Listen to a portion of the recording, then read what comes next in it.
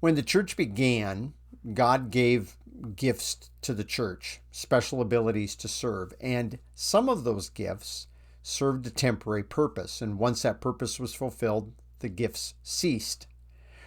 I want to look at the fact that God has done gifts at other times in history, not just at the beginning of the church, but He didn't do them always. They served a purpose at different periods of time.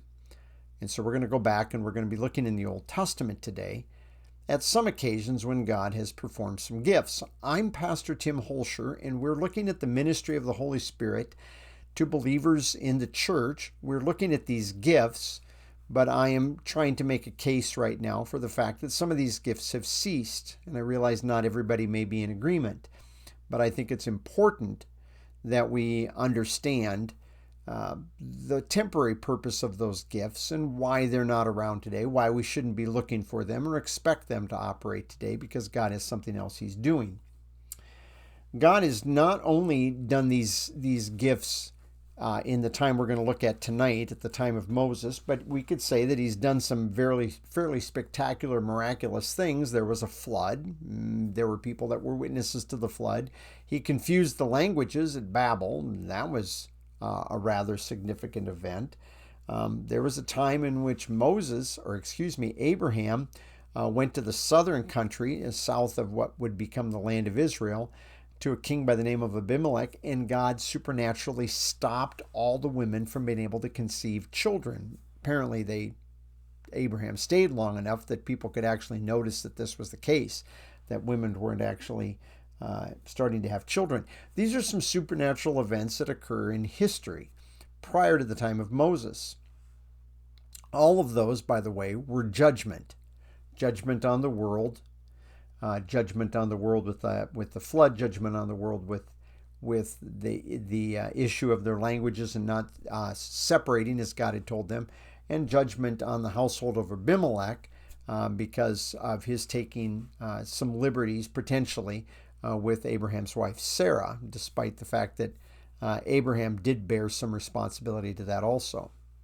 We're coming to Moses. And the reason Moses is going to be interesting is, like the church in the book of Acts, God giving Moses the leadership of Israel and giving a law to Moses and having Moses then give that law to Israel, that was new. The law had not been around before the time of Moses. Jesus himself says this. Paul says this. The Gospel of John tells us that the law was given through Moses over in the Gospel of John chapter 1. And so this was something new. And so God is establishing this. And so this starts, first of all, with God making this point with Moses. And it says in verse 1 of Exodus 3, "Now Moses was pasturing the flock of Jethro, his father-in-law, the priest of Midian. He led the flock to the west side of the wilderness and came to Horeb, the mountain of God." This Horeb is where God will eventually bring Israel back to this location and where He will give the law to Israel through Moses. The angel of the Lord appeared to him. The angel of the Lord, by the way, I'd make this a capital A, just it's not the point of the study, but I believe that this is God the Son Himself coming down. But He appeared to him in a blazing fire from the midst of a bush.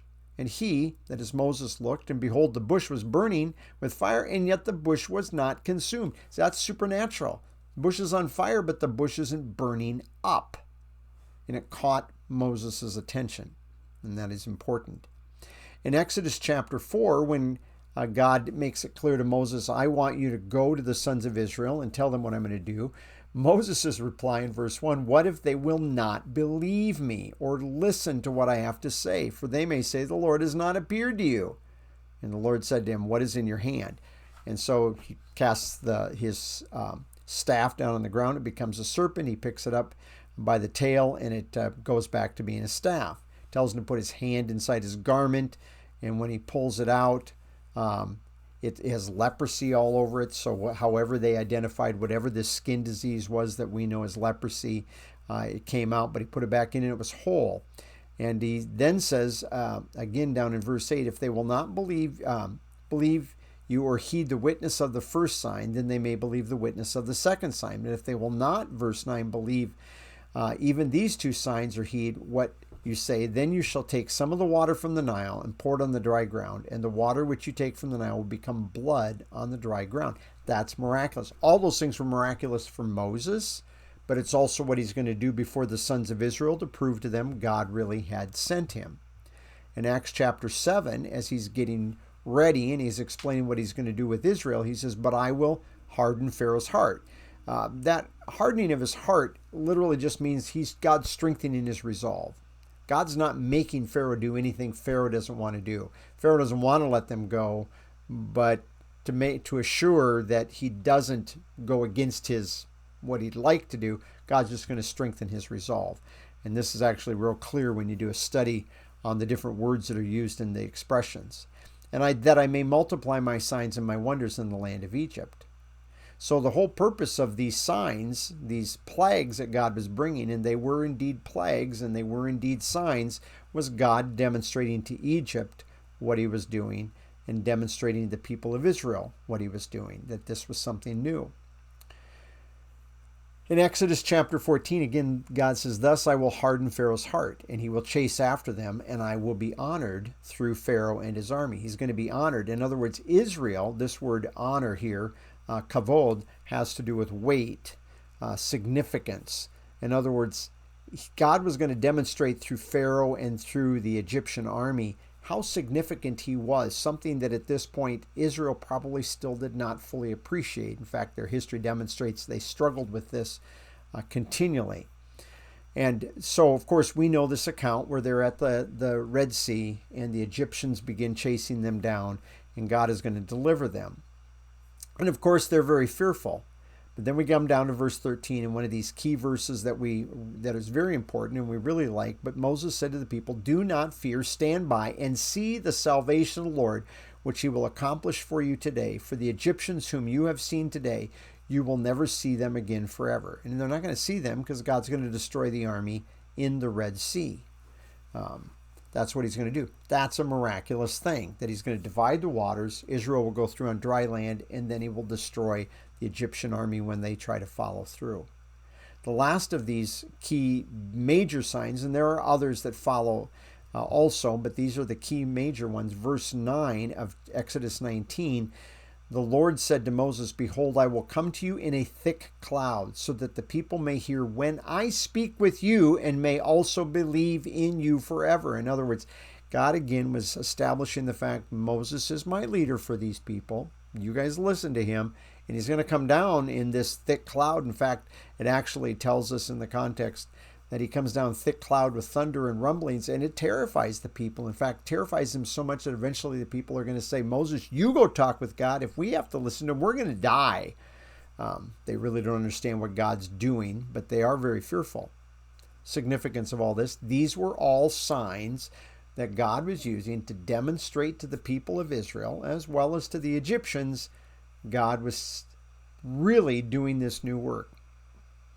God really was taking Moses, leading the people out of Egypt, taking them back to the land that he had promised to their great-great-great-great-grandfather Abraham when he said that they would actually be away for 400 plus years.